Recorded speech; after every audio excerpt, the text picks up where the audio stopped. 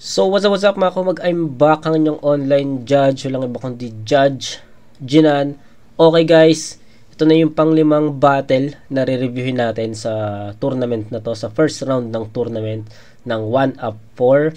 Yung first 4 battles dito sa bracket na ginawa natin is uploaded na po sa channel natin, so you can check it, no, kung di nyo pa napapanood or kung gusto nyong mapanood, no, or kung gusto nyo panoorin. Okay, kung gusto nyo lang, no, nasa channel natin yan. Then ito yung panglima na review natin sa first round ng tournament, Okram versus Primo. Di na ako magbibigay ng maraming insights kasi si Okram, napanood ko na to ng ilang beses sa FRBL. Alam ko may battle din siya sa Motus pero hindi ko pa napapanood. Si Primo, alam ko first time ko siya mapanood ngayon eh. So wala nang insights. Tignan natin, tournament to. Let's see kung sino yung mas epektibo.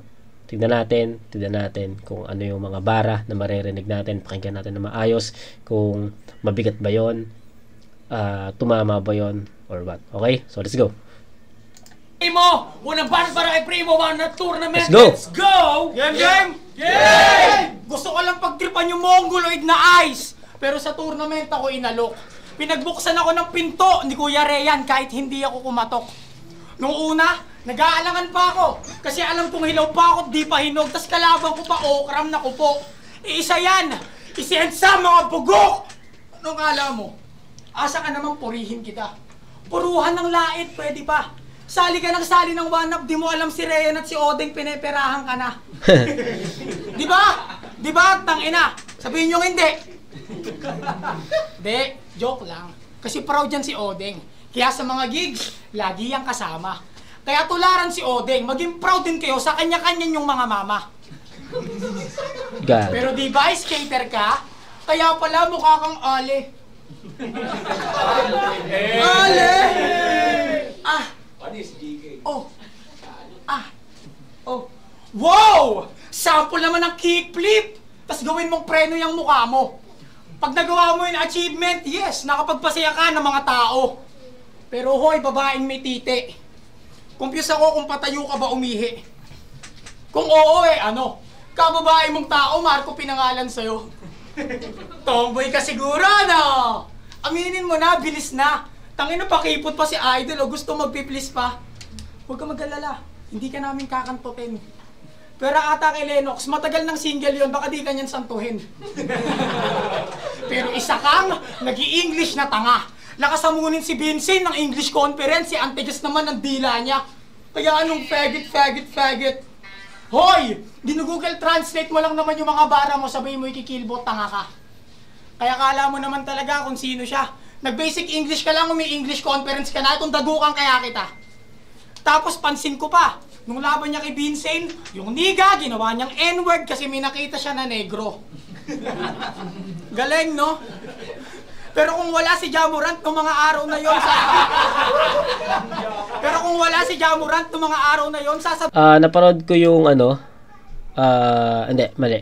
Paano ko ba ito sasabihin? Napanood ko yung hindi yung battle nila Vincent at Okram, hindi ko yun napanood mismo live eh. Pero andun ako nung event na yon, at yung sinasabi ni Primo dito na andun si Jamorant, may foreigner kasi na nandun eh. May foreigner na nandun. So, ayun, may naalala ko lang na nung time na sinabi ni Okram yung about dun sa N-word. Feel parang parang nagalit ata yung yung foreign dun. So, ayun.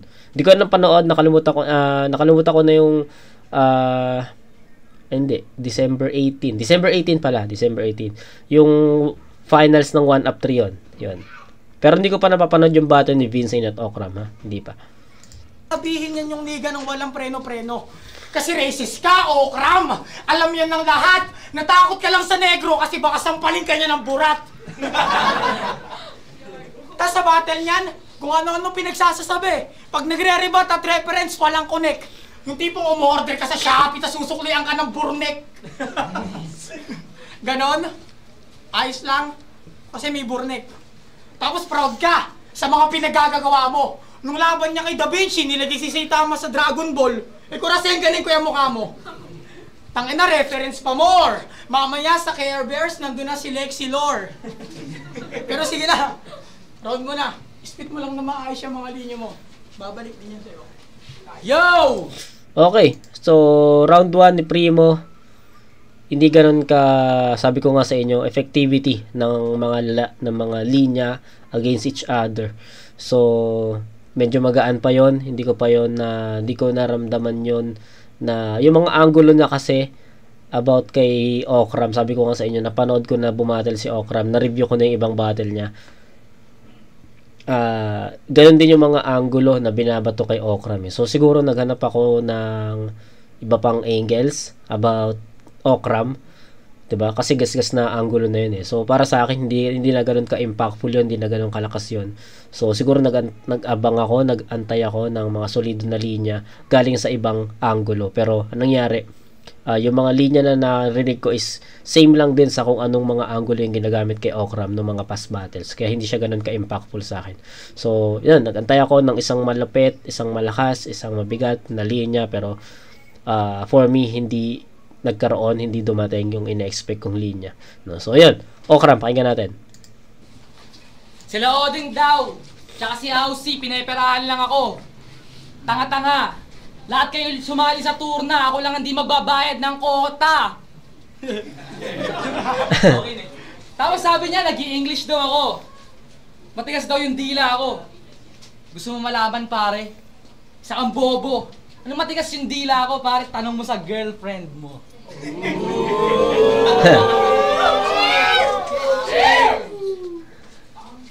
One up tour na ulit! Akala ko di na ako kasali after ko magpalakas. Rayan, nung sinabi mo sa akin na di ako kasali, nagdesisyon ako noon na kahit kailan wag na kayo ni Oding iangkas. Sabi ko sasali ako. Pinaulit-ulit ko yun pinaalala maski sa personal tsaka sa chat. Naging parang bypass operation kasi kailangan ng palit ulo para sa kota at tsaka kulang yung slot. Pero okay lang. Pasok pa din naman kaya si Okram thankful pa din. Talagang gutom ako ngayon sa mga gusto kong gawin kaya itong hinain mo sa akin kain. Now the big one is finally here. Ako naman mantitrip dito sa gago na feeling payaso na merong estilo na kopya kay Sinyo. Sino ka nga ulit, hoy? Primo? Ano magagawa niyang primo-primo mo ay kung ngayon nasa prime ako? Now try me bro. Hulaan ko wala yung ibang ibabanat sa akin kundi puro tungkol sa ilong ko. O di kaya gagayahin din yan yung mga nakalaban ko, mga asar din yan ng tibo. Di nyo ba alam? Insulto yun bilang lalaki, pare, hindi naman ako tibo. Kaya try mo akong asaring tibo, ilalabas ko talaga yung dito yung titi ko, hindi ako nagbibiro. Sampol! Ulol, di ako tuto, tanga. Di para yung titi ko ay sacrifice.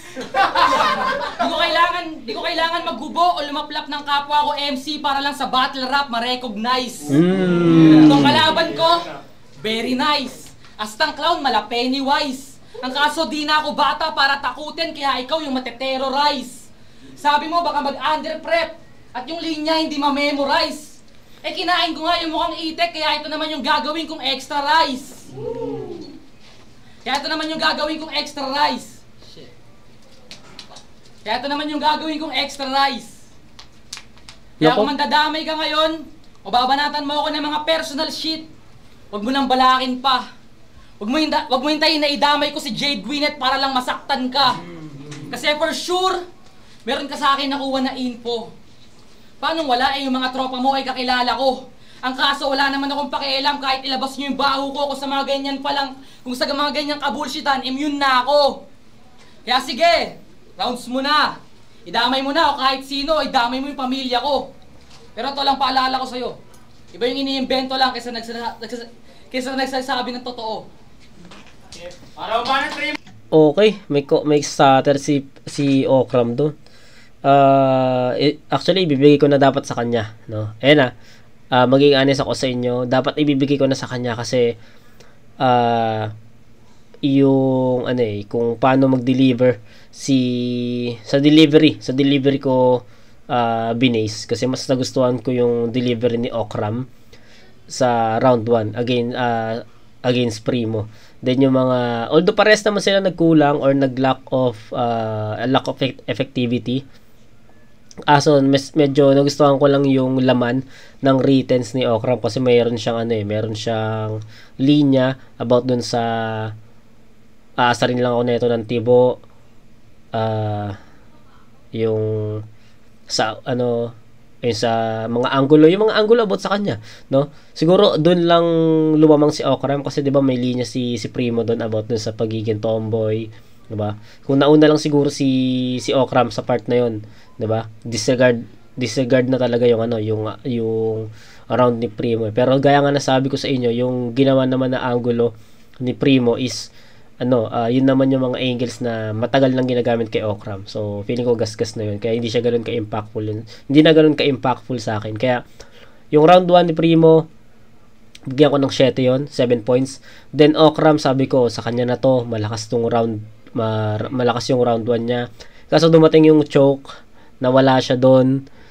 Kaya, so, kailangan natin makita yun, kailangan natin masilip yun. So, babawasan ko ng 1 puntos si Okram dito. So, basically, dapat sa kanya na yung round 1 sa score na 8-7. Pero dahil sa ganong performance, bibigay ko, ililes ko ng 1 puntos yun. So, 8 going to 7. So, 7-7 muna sa round 1 nila pare. Itatabla ko muna yun kasi kung performance lang na malinis, lamang si Okram doon. Pero, dahil sa nagkaroon ng konting slip ups ng starter, bigyan natin ng ng tabla na puntos. So 7-7. Tabla muna. Let's go! Galing. Tangina, yung ribat na tanga-tanga, ginagawang hobby. Gusto mo ibalot ko yung tissue paper kasi mukha ka namang mommy. Yes, tangina mo. Tapos, tanong ko doon sa kung gaano katigas, ano yun? Gago, di pumapatol sa single mom yun, par. Game! Ang laki naman yan! Ilong pa ba yan? Gago, di na ilong yan. Pero ang angas ng ilong parang baliktad na logo ng Tanduay.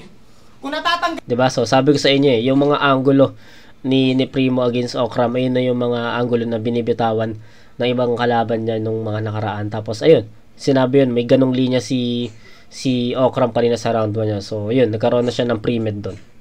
Ganyan, pwede yung Mjolnir o espada ni Panday. Pwede rin saklay. Pwedeng gamitin panungkit ng sinampay, tangina. Ang daming pwedeng gawin. Sarap weldingin. Kasya ba kamao yan? Pwede testingin. Ulit. Sarap eh.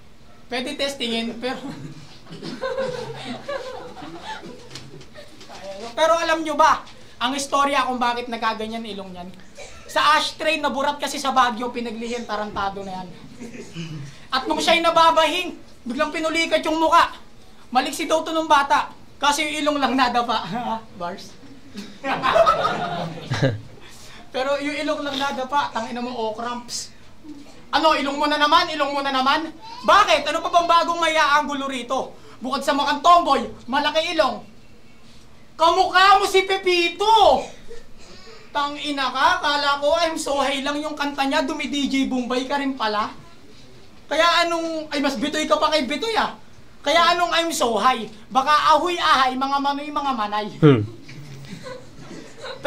Pero marami nagsasabi sa akin, na kapag tinalo raw ako neto ni Marco, kahihiyan. So sabi ko, bakit naman? Alam mo ba sinabi sa akin? Yung utak mo daw nasa ilong, tas yung kokote mo walang laman. Tangina payag ka nun, sinabihan ka ng ganon, par di ko na lang sasabihin na si Stuki yun. Pero joke lang, hindi yun si Stuki. At dito, wala siyang kinalaman. Kaya ko lang yung sinabi, para after kitang talunin, meron ka ng kalaban. Kasi ikaw, mananalo sa akin, ano ka, nahihibang? Kung may isang PMC na uusad sa tournament, yun ay si Luna lang. Pero ay, MC ka nga pala. Nawala sa isip ko, leche. Pero tangina mo, Rudolph, bakit ka pa nandito? Tapos na, Disyembre. Dapat nung last tour na lang. Doon ka na lang sana lumabas. Kasi doon, mas malakas pa rin yung chance mong matalo. Kasi asahan nyo, pag ito kalaban, bonus round. Wala rin magbabago. Kasi bobo ka mag-set up. Yung delivery mo malamya.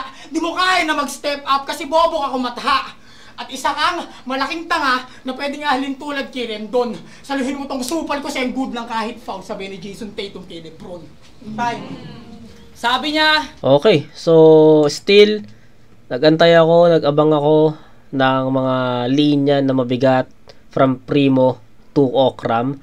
Then, nagantay rin ako ng mga linya na bago or references na bago or angles na bago. So, still, ganun pa rin yung nangyari. Kung ano yung pinakita na performance ni Primo doon sa round 1, ganun din yung nangyari. Ganun din yung yung narinig natin sa round 2. So, 1 and 2, para sa akin, same level, same power, same energy. So, hindi umangat yung performance ni Primo doon from round 1 to round 2. So ganun yung naging sa akin, dating sa akin noon, no. Nagantay ako, nakita niyo naman, pinanood ko, pinakinggan ko na mabuti, pero nagantay ako na mga solid na punchline, pero wala. So ayan, round 2 tayo ni Okram. Natatanggal daw yung ilong ko. Pare, kung natatanggal to, papahiram ko sa'yo. Tapos sabi, kamukha ko daw si Bitoy. Si Pepito Manaloto. Okay lang pare, kaysa sa'yo, at least ako, milyonaryo. Pito, milyonaryo, diba?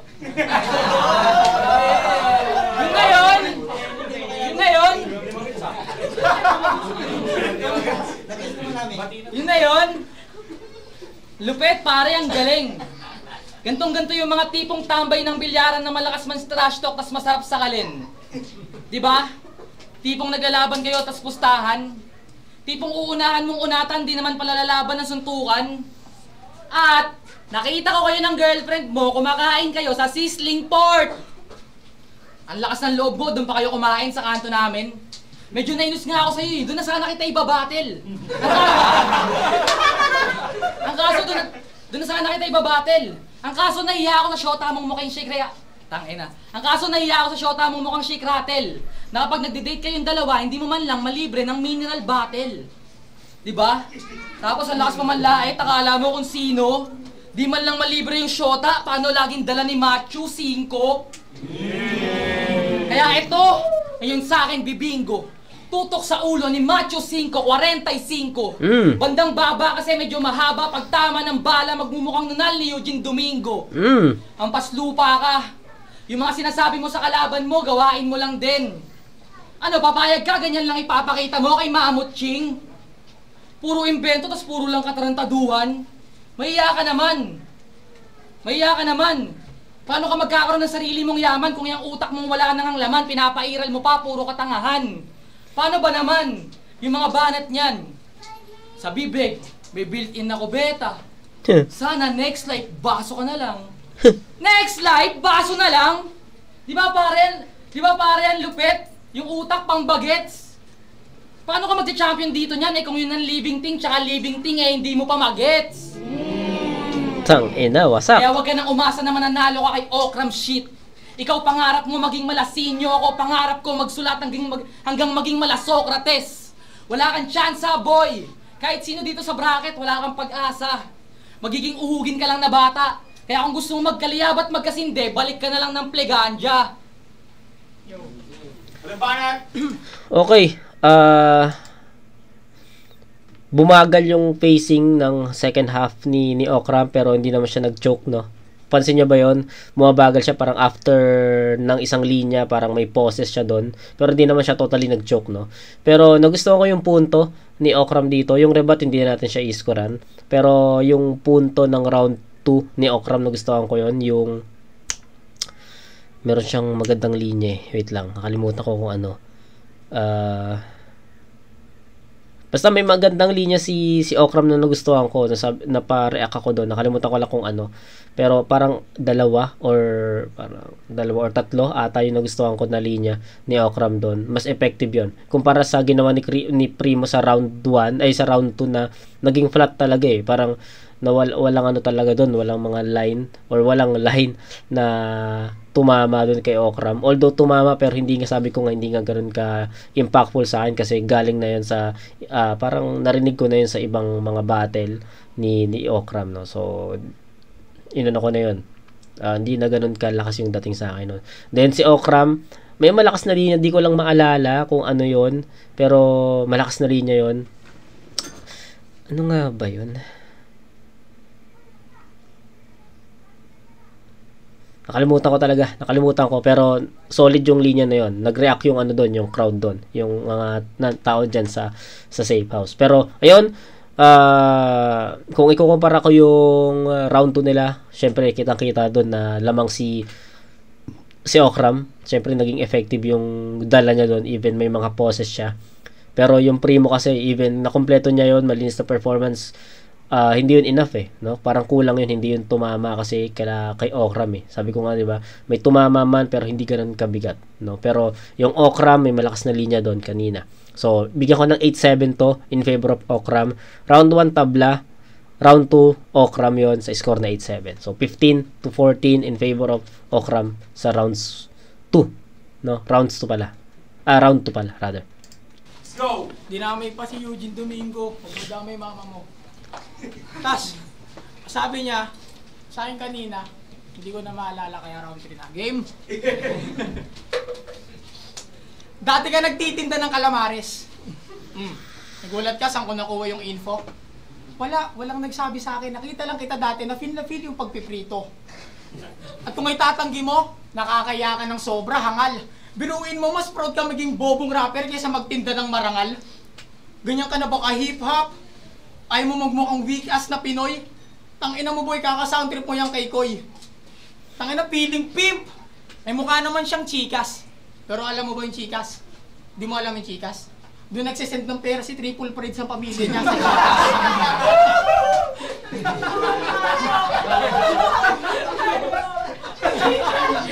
Okay. Pero di ba taga-taytay ka? Taga-taytay din ako. Di ba nandadamay ka? Nandadamay din ako, pero Marco, papakita ko sa iyo kung saan tayo nagkaiba. Gagawin ko yung mga bagay na di mo pa nagagawa. Game? Game! Mga suntok ko, sunod-sunod, na parang Gatling lang ni Luffy. Yung sa'yo, bara-bara parang Devil Fruit ni Baggy. Ay, si Marco ka pala, so banat mo, nag-aapoy. Mas bagay si Big Mom sa laki ng ilong mo, hoy, pero ayoko na nga ituloy kasi nagtutunog na Lennox. At kahit pa kamukhang si Luna, di kita isasakay sa Aerox. Okay, yung reference na yun, One Piece, no? Gatling gun ni Luffy, sunod-sunod, yung suntok ko sunod-sunod tumatama, parang Gatling gun ni Luffy. Ikaw, putol-putol, Devil Fruit ni Baggy. Sino pa doon? Big Mom. Basta may mga character siya na sinabi sa One Piece, so naintindihan natin yun. Di kasi isasakay sa Aerox, pero change topic. Di ang kaya ng rhinoplastic, pati magic. Kaya kung magkapera ka, huwag ka magdalawang isip, Chong. Ibig pagpa-surgery, bili ka na lang bagong ilong. Pero kamusta na nga pala kayo? Nung dati mong kasintahan. Si Rhea yung pangalan. Kabebs mo sa lahat, tas pinakabanding nyo daw suntukan. Ang galing mo daw kumombo. Pucha, para daw si Mayweather. Ang bilis umiwas sa mga suntok, tas binibigyan mo siya ng counter. Pagkasuntok sa bayapos, tas nangihingi ng sorry. At sinasabi mo nung, kaya ako lang naman nagawa yung baby because I'm angry. Because I'm angry? Tanginan Tommy Toyo, nananakit ng babae, tapos ngayon feel mo na mag-yoyo. Sino kasi Rap Davis? Rap Davis, nananakit ng babae, nag-yoyo, bonding. Okay. Okay, sa'yo explain para maliwanagan ka. Kung sagasaan na lang kaya kita ng 4 wheels na naka-high beam nang maliwanagan ka. Naintindihan ko yun pero di na ako magko-comment doon sa Rap Davis, yo. Di ko na... Naintindihan ko pero di na ako magko-comment doon. Gusto mo? Labong ka? Ha? Pero wala akong pake. Isalba man ang hurado bang iyong kahihiyan. Kusina, ikalawa kong tahanan. Sanay ako sa lutuan. Kaya kung panalo ko sa kanya sa battle na to, lutuan, frito malamang kasi para sa akin ito yung madalian. Kaya itong isinalang naging easy na lang. Okay. Siguro ito yung pinakamalakas na round ni Primo para sa akin. Dito yung may mga references siya. May malakas na linya. Siguro ito, no? Ito yung pinakamalakas pero sa scoring parang hindi ko pa rin siya kayang iangat sa ano no? Iangat sa 8 puntos pero nag-iisip pa ako guys, hindi pa naman totally, undecided pa ako sa scoring pero napansin ko na itong round 3 ni Primo, ito yung pinakamalakas na round niya. Ang daming may mga inintindihan akong reference kasi medyo nakukulangan talaga ako sa direct punches. Then medyo na-stretch talaga yung angulo about sa sa ilong, something ganyan. Kaya medyo nag-iisip ako kung isi-7 ko ba yun or 8. Pero ramdam ko na ito yung pinakamalakas na round ni Primo. Okay? So mahirap pa sa akin kung anong scoring ibibigay ko, pero pakinggan muna natin si Okram pero isa lang yung masasabi ko. Ito yung strongest round ni Primo para sa akin. Okay? Round 3 ni Okram. Natin Okram, let's go! Wow! Mas malakas pa rin ako pare kahit ibigay sa'yo yung pabor. Anong Aerox? Wala ka namang motor. Kukommute lang kayo na shota mo eh. Yo, round 3! Panahon na para sipain ka ni Aussie at malaman ng buong country na sobra mong wak. Isa ka sa mga pinapatamaan ni Apex nung battle nila ni Sinyo kasi akala mo din madali lang mag-rap. Kasi di ba? Itong si Tropa, kopyang-kopya, pati forma ni Sinyo. Kung sa bagay, yun nga yung gusto niyang gawin. Sino nga naman si Sinyo? Hindi ikaw na may idol kay Sinyo. Kasi ako, wala akong idolo. Ba't ako magkakaroon ng idolo kung gusto ko din na maging kagaya nila, ay di gagawin ko na lang yun sa sarili ko. Yung pagkakupal mo, wala yung magagawa pag nakasama mo lahat ng kupali ko. Ewan ko na lang pag kinupal ka, magawa mong makapalag-palag. Try mo sumama one time, durog ka gago kay Odeng pa lang. Tsaka di ba? Dinamay mo yung shota ni Omar Payat habang ando yung shota mo. Tapos dinamay mo pa yung tatay niyang yumao. Napakapangit ng ugali mo. Sa bagay, ganyan talaga nagagawa ng pagiging desperado. Pero ngayon, di ako magiging desperado pero gagayahin ko yung ugali mo para malaman mo kung gaano kasakit. Bibili ako ng lighter, yung cricket na tigda 12, sabay tatanggalin ko yung pangkuryente, sabay tatapat ko sa puki ng GF mo bandang clitoris. Sabay habang nagsesex kami, bigla kang tatawag kasi agad mo siyang na-miss. Tapos pagtapos kong labasan after mga 45 minutes, hayain ko siya mag-BS para umalis papunta ng bahay niyo nang walang mumog na sabay kanya ikikiss. Gagi. Kaya pare, mag-ingat-ingat ka. Kung di mo alam yung girlfriend mo nung di pa kayo, isa sa reactors ko. Kung chinat ko siya nun, tapos pumalag siya sa akin, tapos naging kayo ngayon, tapos nalaman mo. Ano kaya reaction mo? Pero tangina mo! Di ako napatol sa puset. Yung girlfriend mo, 3 kilikili kasi hanggang puke meron siyang anghit. Pero okay lang. Wala pa din akong pakialam kaya yung girl... Pero okay lang. Wala pa din akong pakialam kaya yung girl...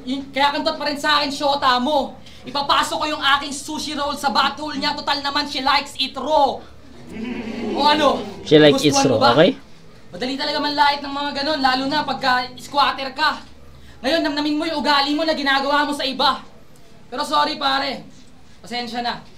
Pinakita ko lang na ang pangit nung estilo mo, kaya sana mas gumaling ka pa. Bago ako matapos, pinilit ko hindi idama yung magulang mo at gayahin ka nung ginawa mo last battle mo. Diba? Sana mas galingan mo pa. Huwag ka titigil sa pag-iensayo. Pero kahit di ka gumaling, wala namang kaming pake sa'yo. Wala namang kaming pake sa'yo. Kung di mo man ma-improve yung pag-rap mo, sana naman ma-improve mo yung respeto mo. I ain't an old man, but you gotta listen. Tayo mga mga salamat yun! Ayos yun. So, di ko alam kung paano ko i-scorean yung round 3. Kasi,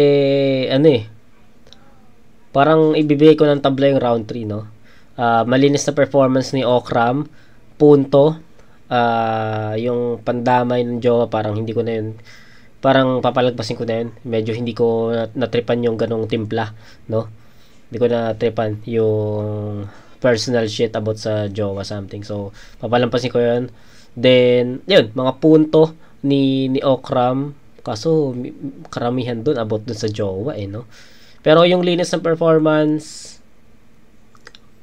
consistency, yun lang yung masabi ko na, pa-consistent ni Okram from round 2, kung ano yung pinakita niya sa round 2, yun din yung pinakita niya sa round 3, diba? Hindi niya, actually dapat nga yung round 1 to 3 dapat pare-pares ng score kasi 'di ba? Yun lang din naman yung pinakita ni Okram all 3 rounds. Kaso nga lang kaya ako 7 points yung round 1 ni Okram kasi nag-choke siya eh. Diba? Kaya tinabla ko yun eh. Pero basically dapat sa kanya yun. Diba? Yung round 2 naman para sa akin yung round 2 ayun naman yung pinaka naging dikit na battle in terms of mga punchline, no? Pero yun, binigay ko kay Okram yun sa slight edge, no? Kasi mas maraming effective na mga bara si Okram doon against Primo. Then yung round 3 ni Primo, parang all 3 rounds parang mali. Yung round 3 ni Primo, yung round 1 and 2 same ng atake no? Hindi, sabi ko nga sa inyo, hindi umangat, hindi tumaas yung enerhiya, yung power, yung level, yung intensity, 'di ba?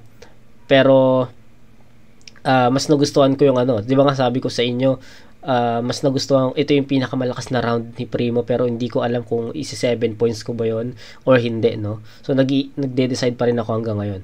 Para sa akin kasi parang naging consistent lang si Primo na parang lumakas siya pero humina din kalagitnaan. Parang ganoon Parang ganoon yung nakikita ko.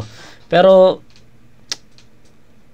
actually naguguluhan pa rin ako sa round 3 kung anong ibibigay ko, kung iti 777 ko ba siya or isang 8. Pero ramdam ko naman na ito yung round 3 ni Primo, yun naman yung pinaka ramdam ko na yun yung pinaka na malakas niya. So hindi talaga ako makapag-decide sa round 3. So siguro just to be fair, itatabla ko na lang yung round 3 kasi nagtatalo talaga yung yung judgment ko sa consistency ng rounds 1 and 2 to 3. Yun talaga yung pinagpipilian ko. Or kumbaga kung may pointing system, siguro 7.8 or 7.5. Parang ganun lang. Doon lang naglalaro 7.5 or 7.8. Nag-iisip ako kung ano doon. Pero yun, sige, para matapos na yung diskusyonan, bibigay ko na tabla yung round 3 sa score na 8-8. 8 points kasi talaga yun, para sa akin nahirapan talaga ako sa round 3. Feeling ko kasi lumakas siya or feeling ko naging consistent, diba? So, yun. Pero ang nagustuhan ko kasi sa round 3 ni Primo, yung mga niya, yung mga punchline niya. I mean, yung mga references niya, yung Luffy, yung Big Mom, tas may isa pa may isa pa siyang linya na nagustuhan ko bukod dun sa One Piece na reference. Meron pa ako nagustuhan. So, siguro yun lang yung pinaka nilamang ni Primo, kaya bibigyan ko ng 8 puntos yun. Sige, okay, nakapag-decide na ako. 778 ang ibibigay ko kay Primo. So, 22 points yun.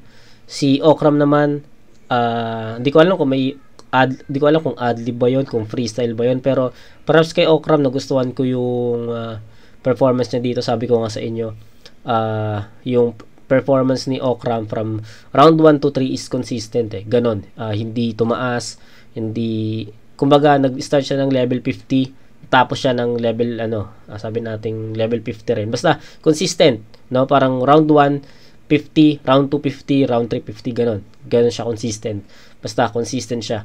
Anong nangyari lang sa scoring sa round 1 is kailangan nating masilip yung choke kasi tournament to, kaya binawasan ko ng 1 puntos. So 788 naman yung ibibigay ko kay Okram, 15 tapos 8, 23. So 23 to 22 in favor of Okram.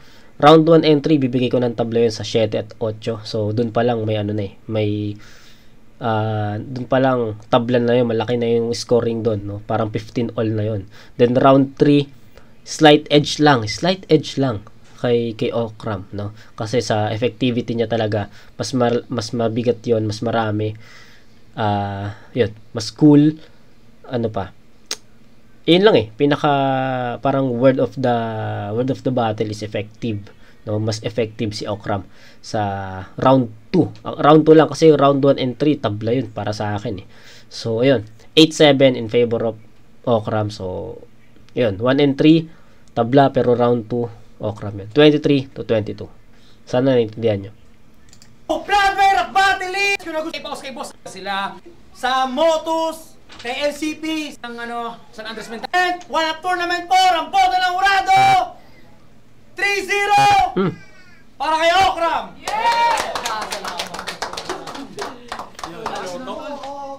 Salamat palagi sa MRBL, Safe House. Shoutout sana ko kay Alexis yun sa mga tropa. So yun, 3-0, pero pakinggan natin yung hatol. Kila CJ, kila Kersley, opportunity sa akin na makasali sa tournament. Dinamin ni Okram, lagi nakasupport kong Toto, exotic kong na nasa ano. Sa girlfriend ko na dinamin ni Okram, lagi nakasuporta. Mahal kita palagi. Pati kung gusto nyo pala makanood ng kalokohan sa Facebook page, follow nyo yung Onyx.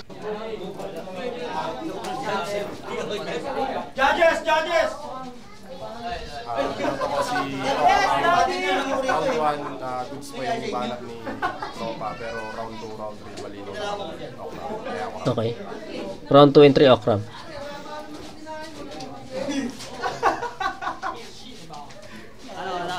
Primo versus Okram. Boto ko round 1 nakuha ni Okram yun. Hindi ko nakitang butas kahit nag-slip up siya kasi ang bibigat ng linya niya. Kahit na nabawi ng freestyle ng rebat niya yung rebat. Round 2 nakuha ni Primo kasi nakulangan niyo kay Okram sa rounds maikse. Round 3 nakuha niya pa rin ni Okram. Kay Primo ganun pa rin yung ano niya, consistent, aggressive ka, so mas mabibigat yung linya ni Okram. 2-1 kay Okram. Okay. Round 1. Yung round 1 binigay ko kay Okram kasi sobrang hirap i-judge kasi parehas comedic yung round 1 nila. Okay. Pero yung rebat ni Okram yung panalo tingin ko. Round 2 parang sumablay yung rebat ni Primo doon, tas sobrang comedic ng rebat ni Okram sa round 2, tapos ano pa ba? Yung mga sinasabi niyang, yung sinabi niya about sa living thing, ganyan. Oo. Tsaka, although mahaba yung setup niya, si Okram pa rin. Tapos sa round 3, si Okram pa rin. Okay. Yung naging hatol nila, no? Wala tayong naging kaparehas na doon na judgment, pero it turns out na all 3 rounds, or sabihin natin 2-1 in favor of Okram, no? Even may mga freestyle nag-choke, pero I agree dun sa pangalawang judge na hindi na niya, parang dinisregard na yung choke kasi mas mabibigat yung mga line ni Okram. Siguro mag-agree ako doon ng total, hindi naman totally agreed, siguro slight lang kasi totoo yun, no, na may mga line si Okram na mabigat at pumuntos yun kay Primo, pero hindi most of the time, konti lang naman, kaya yun, no. So ayun, Okram versus Primo, hatol 3-0, unanimous naman yun. So ayun yung panglimang tama ba? 1, 2, 3, 4, 5. Ayun, tama. Ayun yung pang-5 na review natin sa battle or sa tournament ng 1UP 4. So, that's versus Snug na yung next. Excited ako sa Garchi versus Joss, no? Syempre, si Joss ang nag-champion sa tournament ito. So, I'm excited na makita yung kung paano umatake yung Joss dito, no? So, ayun. Ang galing lang kasi ang galing lang nito, guys, kasi si Rafian nasa flip top na, which is siya yung 1UP tournament yung season 1, siya yung nag-champion. Si Dave, bumabattle pa naman si Dave dito sa FRBL, pero ngayon kasali siya sa Pedestal 3 sa Motus. So tayo doon, suporta tayo doon sa Pedestal 3. Then si Lord Manuel ang next na nag-champ sa season 3, no, against R-Zone. Napanood natin yon. And para sa akin, ang lakas ni R-Zone, pero yung lakas ni R-Zone sa finals is hindi naging effective against Lord Manuel sa finals, no. So props kay Manuel, sa kanya talaga yon. Then itong 1UP 4, excited ako kasi alam naman natin na Kilua versus Joss yung naglaban. So napanood natin si Kilua, na review natin yon. Tayo na, ang lakas nun eh, 'di ba? So hoping ako titignan ko kung sino yung talagang naging effective sa battle na yun, no? So yun, hoping na ma-review na natin to as soon as possible, no? So yun, next natin yung Dots versus Snug sa pang-anim na review natin. So kita-kits tayo doon, mga kumag. Peace out.